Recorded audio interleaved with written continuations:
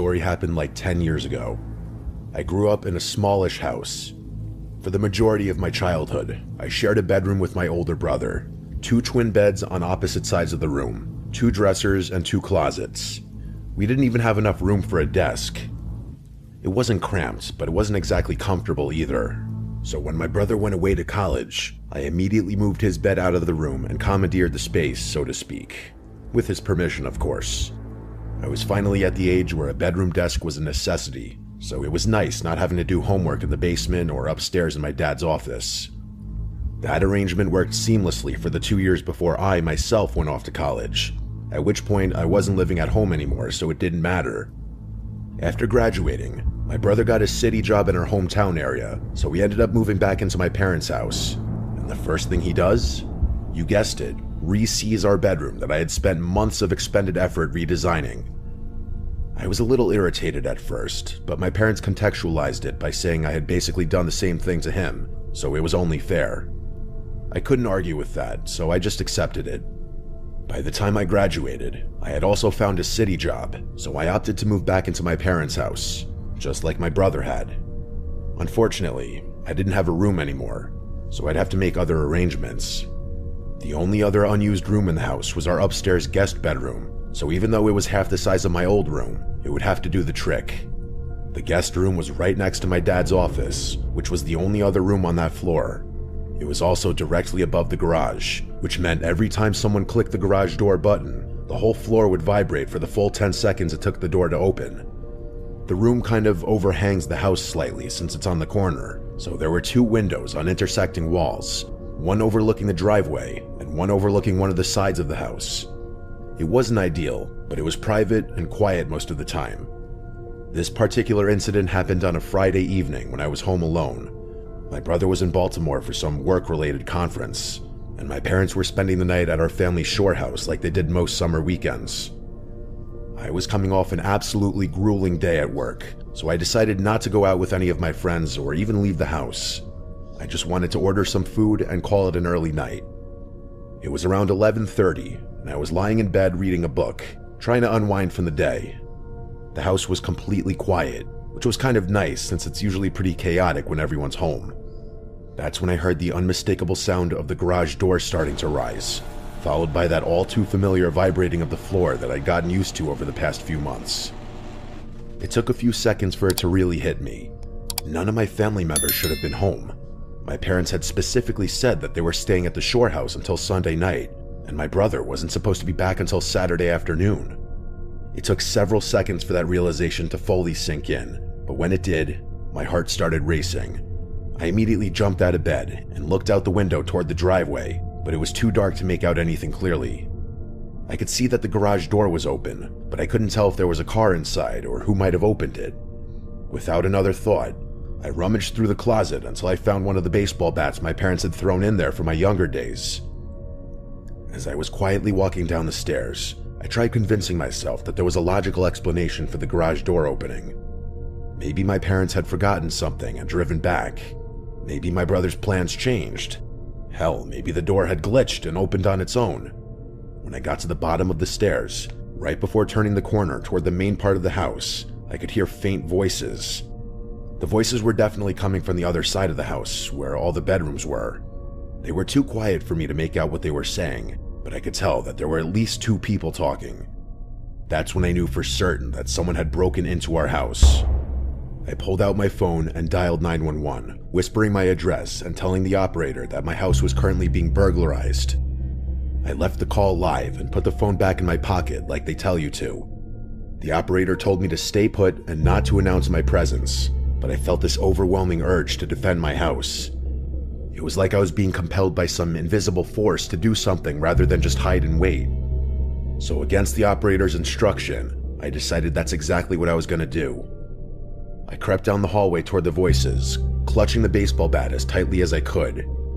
As I got closer to my parents' bedroom, I could hear the sounds of drawers being opened and things being moved around. They were clearly searching for something valuable. I took a deep breath, knowing that what I was about to do was probably stupid, but unable to stop myself. I started yelling as loudly as I could to catch them off guard, then charged into the room with the baseball bat raised above my head. There were two men rummaging through my mother's closet, and they both yelled out in shock when I burst through the door. I could tell they hadn't expected anyone to be home, let alone someone willing to fight back. That gave me confidence, despite the fact that I was outnumbered and they could have easily had weapons of their own. I swung the bat at the closer of the two men, connecting with his leg. He cursed and hobbled a few steps before falling over. I turned to the other one, but before I could get a clean swing at him, he dropped his shoulder and tackled me before I could react. The two of us hit the ground hard, and I immediately realized that this guy was significantly larger and stronger than me. He wrestled the bat out of my hands without much effort, then got his hands around my throat and started choking me. I was fighting for my life, clawing at his hands and trying to get him off of me, when I saw the first guy crawling towards us. He had something in his hand that looked like a knife, and in that moment, I realized I'd made a grave mistake by trying to play hero, a mistake that was going to cost me my life. I genuinely thought those might be the final moments of my life. I started accepting that I was going to die in my parents' bedroom, and all I could think about was how devastated my mom would be when she found out. But then, in the background, I heard the faint sound of police sirens approaching. The last thing I remember is the second guy picking up my baseball bat and swinging it at my head. Everything went black after that. When I woke up, someone was shaking me gently. I opened my eyes to see a police officer kneeling beside me, asking if I was okay. I was dazed and confused, and it took me several seconds to remember what had happened. I looked around the room and saw that the door connecting my parents' bedroom to the backyard was wide open. The intruders had clearly knocked me out and fled through the back when they heard the sirens. The officer told me to stay put and not to move too much in case I was concussed or had other injuries. I had a raging headache, but I was conscious and coherent, which seemed like a good sign. Once the paramedics confirmed that I was okay, I refused to go to the hospital despite their recommendations. I gave the officers a detailed account of what happened. They told me they were currently searching the neighborhood for suspects, but by the time they'd arrived, the men were already long gone. After the police finished their investigation and took some photos of the scene, I called my parents and brother to let them know what had happened. My parents yelled at me pretty harshly for being stupid enough to confront those guys, and I deserved it. Had I just done the smart thing and hid, there's a good chance the police would have been able to apprehend the perps. The men were never found, despite the police canvassing the neighborhood and following up on a few leads. My parents installed a comprehensive security system the moment they got back from the shore house, complete with cameras, motion sensors, lights, the whole nine. The days after the break-in, something kept bothering me about the whole situation. All the doors to my house were locked that night, and the only way to open the garage door was through a little button in my car that my dad had programmed to be a wireless switch. There was no way anyone would just stumble upon it. Whoever had broken in that night had known me or my family well enough to know where that button was. Up until that moment, I never locked my car when it was in the driveway either, so that's something the culprits would have had to know as well. Even more concerning was the timing. They somehow knew that my parents would be away for the weekend, that my brother was out of town. I don't live in that house anymore, but my parents were never able to determine who had broken in. It was actually something that made my dad really paranoid for a long time, since he too thought that whoever had broken in was close to the family in some way. I'm not going to go as far as to say that night changed me forever or anything cliche like that, but I will say one thing. Life before and after you've accepted you're going to die are two very different things. I can still remember that feeling of thinking it was the end for me. It just felt so dissociating. Nothing can replicate that feeling.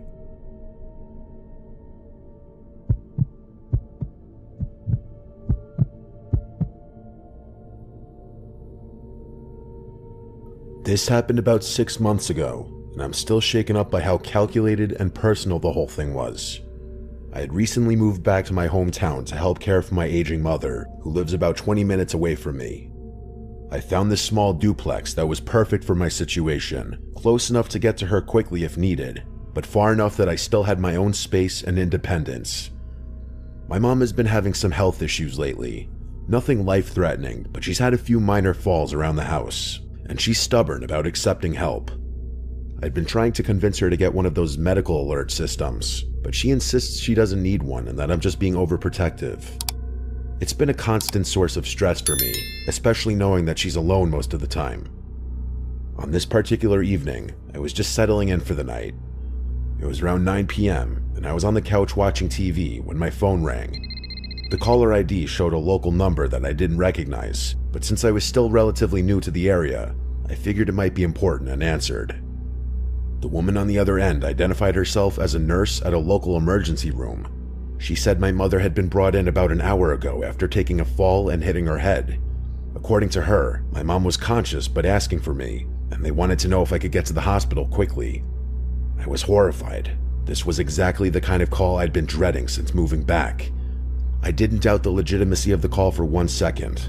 The woman on the other end knew my mother's full name, her address, and even mentioned her recent hip replacement surgery from a few months ago. I immediately stopped what I was doing, trying to keep calm and level myself by saying a silent prayer. I didn't even think about locking up the house. I just grabbed my keys, pulled the front door shut behind me, and raced to my car. The drive to the hospital was a nightmare. I kept running through scenarios in my head, and only a few of them were remotely good. When I got to the ER, I rushed up to the reception desk and told them I was there for my mother. I gave them her name and said I'd received a call about her fall. The nurse looked confused and checked her computer, then told me there was no record of anyone by that name being admitted or treated that evening. I insisted there had to be some mistake, since I had just gotten a call from someone claiming to be a nurse there. The receptionist was sympathetic but firm. They had no record of my mother being brought in, and they suggested I try calling her directly to make sure she was okay. So that's what I did. I stepped outside and called my mom's landline, and she answered. She said she'd been sleeping and wanted to know why I was calling so late. I didn't want to scare her, so I just said I was checking up on her and told her to go back to bed. And that's when the heart-sinking realization hit me. This had been a setup. Someone had deliberately given me false information to get me out of my house. I jumped back in my car, furious that I'd been tricked so easily. When I pulled into my driveway, the front door was still closed just like I'd left it. For a moment, I thought maybe I was being paranoid and nothing had happened, but the moment I stepped inside, I knew I'd been robbed. The house had been completely ransacked. My TV was gone, along with my laptop and small jewelry collection I kept in my bedroom. But as I looked around more carefully, I realized the thieves had taken some really strange things too. Family photos had been removed from their frames. Not the frames themselves, just the actual photos. My prescription bottles from the bathroom medicine cabinet had been emptied and taken. It was insane. They had taken things that had relatively little monetary value, yet huge sentimental value to me. It was sadistic, I'm telling you. There's no reason a thief would ever take family photos. There just isn't. I called the police immediately, but I was already feeling defeated at that point. Deep down, I knew the thieves were long gone, and there was nothing I could do about it. I told the police everything. I remembered the phone call verbatim, and after hearing it, the police reached the same conclusion I had. Whoever had been on the other end had known things about my mother and I that no stranger could possibly know. For the life of me, I couldn't even come up with a list of people who would have that information, or even ways that someone could have gotten that information in the first place. The officers told me to feel free to call back whenever I had something concrete. Then they left. I was utterly baffled. Just imagine how unsettled you'd feel if some stranger knew enough about you to lure you out of your house. The theft itself was bad enough, but the fact that they targeted family photos and medical information suggested it wasn't just about quick cash. I couldn't shake the feeling that they were planning something longer term, possibly identity theft or some other scheme that required personal documentation. But over the next few weeks, nothing else happened. Even though my mother, quote, can't remember who she might have talked to about her personal info, I'm pretty confident that she's the source of the leak. She surprisingly has a lot of friends for a woman her age, and knowing her, she probably said too much to the wrong person. I've warned my mother about that very thing, and she's finally agreed to be more careful about who she gives personal information to, but I can't shake the feeling that we're still being watched by someone who knows way too much about our lives, and isn't finished with whatever they're planning. Either way, I recently got a Ring camera, so hopefully that's enough of a deterrent. If anything else happens, I'll send an update.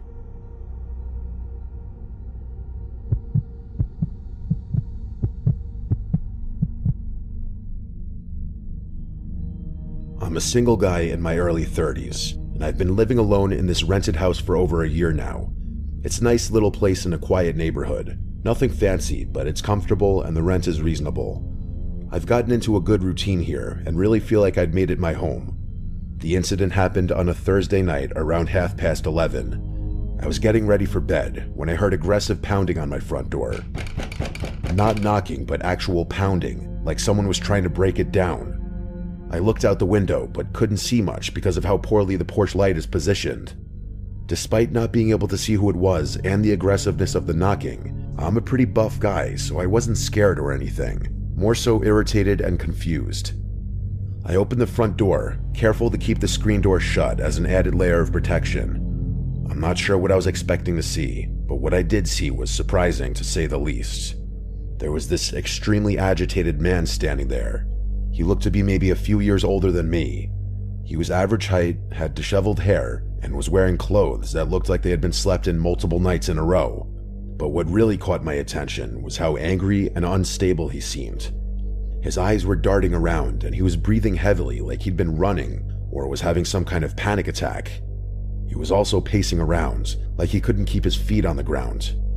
Before I could even ask what he wanted, he started yelling that this was his house and demanding that I let him in. He said I was trespassing and that he was going to call the police if I didn't get out immediately. I thought he was either on drugs or having some kind of mental health crisis, or maybe a combination of the two. I tried to calm him down and explain that he had the wrong house, but he became even more agitated. That's when he started rattling off details about the house that made me freeze up. I don't even remember everything he said, but he knew several things about the house that you couldn't observe from outside it, details that only someone who had actually lived there would know.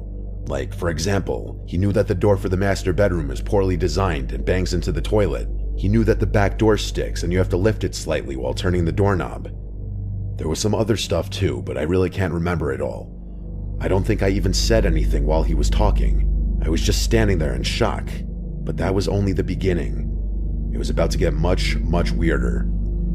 Through the screen door, he pulled out a folder and started showing me documentation. He had what appeared to be a lease agreement with his name on it, dated from about 6 months before I'd moved in. He had pieces of mail addressed to him at this address. Everything looked official, though I suspected it had been forged somehow. But the most unsettling part was when he pulled out his phone and started showing me photos. They were literal pictures of him inside my house, sitting on my current couch watching TV, cooking in the kitchen, even lying down in what was now my bedroom. The photos looked recent and completely legitimate. They weren't obviously photoshopped or staged, and most of them weren't solo. They had other people in them, all of whom I'd never seen before. He showed me one photo that he claimed was from this past 4th of July, just a few months ago. It was a selfie taken by a woman I didn't recognize. In it, the woman, him, and a few other people were facing the camera and smiling at the kitchen table. There was a box of fireworks off to the side, and the detail and context of the picture made it look completely authentic. That's when I genuinely started questioning my own memory and sanity. How could this person have all this evidence if they never lived here? I started wondering if I somehow blocked out memories of sharing the house with someone, and if I was the one having some kind of psychological breakdown. It was freaky, especially since I knew for a fact that I had been home on the 4th of July, so the pictures made even less sense. The whole situation was so surreal that I told them I was going to call the police to sort everything out. Not even in an antagonistic way, I just didn't know what else to do. I figured they could check the records and determine what was going on. But the moment I mentioned calling the cops, the guy's demeanor changed completely. He suddenly became very calm and said he'd wait outside while I made the call. Then he just walked away from the door and disappeared into the darkness. I watched from the window, but I couldn't see where he went. When the police arrived about 10 minutes later, I explained the whole bizarre situation. They told me I should try reaching out to my landlord to get in contact with the previous tenants, and that I might get some answers that way. I had all the required documentation proving I was renting this house, but when I offered to show it to them, they waved it off. They said whoever had been on my doorstep was probably just going through a mental episode, and as long as they were gone, I should just carry on with my life. Then they left. I wasn't just going to sit there and be satisfied with that, though. Whether or not that guy had left still left the question of how in the world he had all that evidence. With my landlord's help, I was eventually able to get in contact with the previous tenants. I should mention that my landlord had no idea what had happened either, and said he didn't know anyone matching that guy's description and had never rented to anyone like that. But anyway, the old tenants also had no idea who I was talking about. They said they'd never lived with anyone matching his description, and they lived in the house alone for 3 years before moving out. They were just as confused as I was about how this stranger could have such detailed knowledge of the house and apparently legitimate photos of himself inside of it. For the next 2 weeks, I was constantly on edge, but nothing happened, and I started to think that maybe it had just been some elaborate scam that had failed. But of course, that turned out to be mostly wishful thinking. One night, I came home from a night on the town with my friends to find my house completely ransacked. It wasn't like a typical burglary where someone grabs obvious valuables and runs. The place was completely turned upside down, like someone had been looking for something specific. What that thing was, I had no idea. The craziest part is that most of my electronics and other valuable items were still there, despite the fact that the rooms they were in were completely trashed. The police found no signs of forced entry, which suggested that whoever did it had a copy of my key. Given the timing and connection to the strange incident 2 weeks earlier, it seemed obvious that the same person was responsible. The police took things more seriously after that, and so did my landlord. He replaced all the locks in the house immediately and free of charge, and also installed additional security measures. The going theory, and the one I believe, is that some crazy person really does believe he lives in my house and broke in to look for his personal belongings or something. And okay, sure, that's problematic enough on its own, but that does absolutely nothing to explain how he had all that documentation, let alone literal copies of my house key. I wish I had the sense to take a closer look at that so-called lease agreement he had shown me, because I might have been able to get his name. But in the moment, I just wasn't thinking clearly. The documents don't even bother me that much. All that stuff could have been easily forged or altered, including the alleged pieces of mail. What freaks me out to my core, though, are the pictures. I have no explanation for any of that stuff. It's possible they're really old pictures whose dates are doctored, but even if that's the case, it still doesn't explain how my landlord, who's owned that house his entire life, didn't recognize him.